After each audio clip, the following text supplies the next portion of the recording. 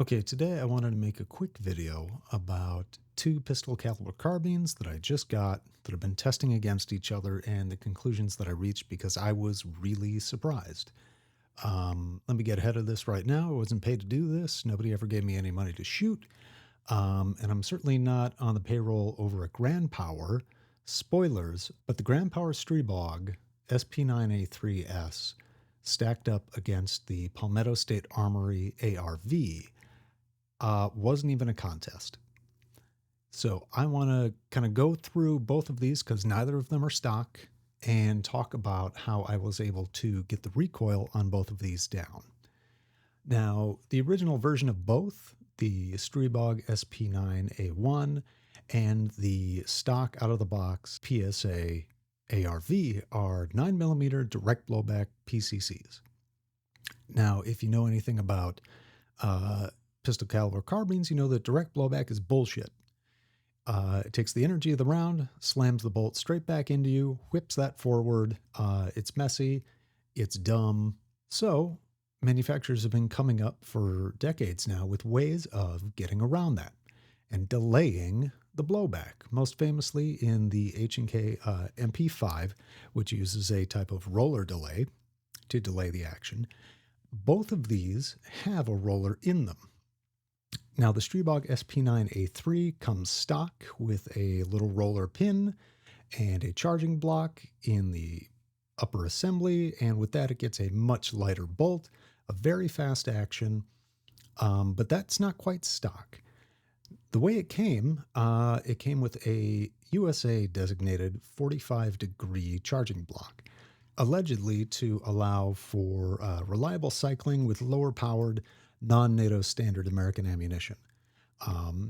So I swapped it out for a standard 40-degree charging block that I had to get from Finland, and I experienced no problem cycling whatsoever, even though throughout this entire test I'm using my personal hand loads, 147 grain full metal jacket loaded to 130 power factors, so same ammo across the board. It's not hot, it's not NATO spec, and I had no problems. Also in the Stribog, I replaced the buffer with the KD Gunworks spring buffer system. That was to increase the cycling rate, soften the impact, reduce the recoil, and avoid a problem that earlier Stribogs had where ejected shells could actually fall back into the well and cause problems. Now, on the PSA, I knew it was straight blowback, but it's almost completely a standard AR. It takes all AR accessories. Most AR accessories work with it. So what I was able to find was a buffer system, a captured buffer spring system from Maxim Defense that replaces the standard buffer system in any AR, PCC, and converts it into a delayed blowback using roller bearings and a set of springs inside the buffer itself. Fully captured and contained. It just has to work with a bolt carrier group that is hollow. So make sure it has that. And the PSA ARV had a weight pinned in the bolt carrier group, but that was easy to take out. And so making it compatible was a couple minutes worth of work. So now we have two platforms. The ARV is a 7-inch barrel. The SP9, that is a 5-inch barrel.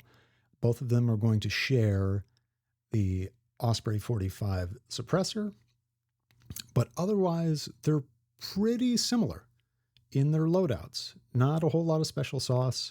A couple springs changed in the triggers to bring the weights down, but otherwise these are two what should be fairly comparable PCC platforms. And I was expecting very, very close performance out of both of them, but I'll let you be the judge, and I'll show you a side-by-side of them right now.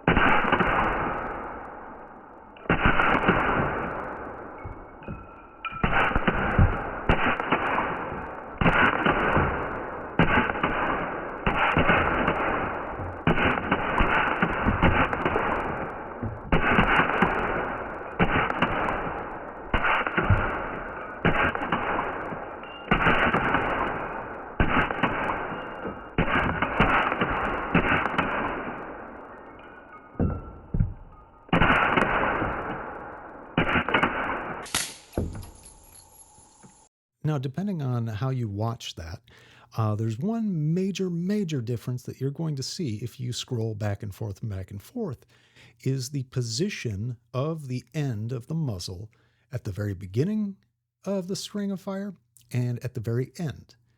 The Streebog was perfectly still as far as front to back motion, as far as where I started and where I ended up. But if you hit reverse and go back and forth and scrub a little bit, you will see with the PSA, I ended up nearly 8 full inches backwards from where I started. Now, yes, I do have tiny little baby hands and a weak little shoulder, but it's just 9 millimeter, and it's supposed to be a delayed blowback. But by its nature, the amount of mass moving back and forth at the speeds that it was, I had more difficulty keeping the PSA still and on target. And the other thing that you're going to notice is that there is a lot more lateral movement with the PSA. Not only is the bolt coming back a lot faster, ejecting the round much further, ejecting the case much further, it's also coming forward with quite a bit of authority. No bolt bounce, but enough to shake the gun forward. That's not something I saw with the Streebog. So with the PSA, there was a lot more motion. It handled a little bit rougher. It was harder to get exactly back on target, and I can now show you exactly the result of that by comparing the groups.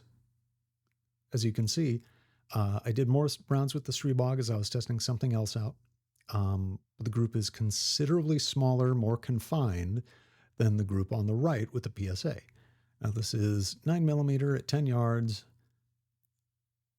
shooting about as quickly as I felt safe. So certainly this is not a scientific thing, but what you can see is that under a reasonable use scenario, the Streebog just performs much better as a combination of several factors. Like I said, I believe the biggest one is the amount of mass moving back and forth, how they achieve their delays in the bolt opening, and usability. The one thing you can't see, or might be difficult to see in the footage, is towards the end of the magazine, I'm having a lot of difficulty with the PSA because I am getting a ton of gas in the face. I load with WinClean 244, and even so, it's still really hard on the eyes when it starts spitting back at you. And you can see in the video, there is more gas reaching my face. The Streebog didn't have any problems. So, I mean, I'm really surprised that the heavier gun with the longer barrel with the more proven standard universal platform with a very expensive buffer in it was nowhere near the smaller, much lighter Slovakian gun. I'm going to keep testing and seeing where the strengths between them lie, but as far as it is right now, if I was going to put something together for either a camping gun or a competition PCC, I simply have to go with the Streebog SP9A3. It is superior in its performance at speed and slow fire. That's all I have to say about that.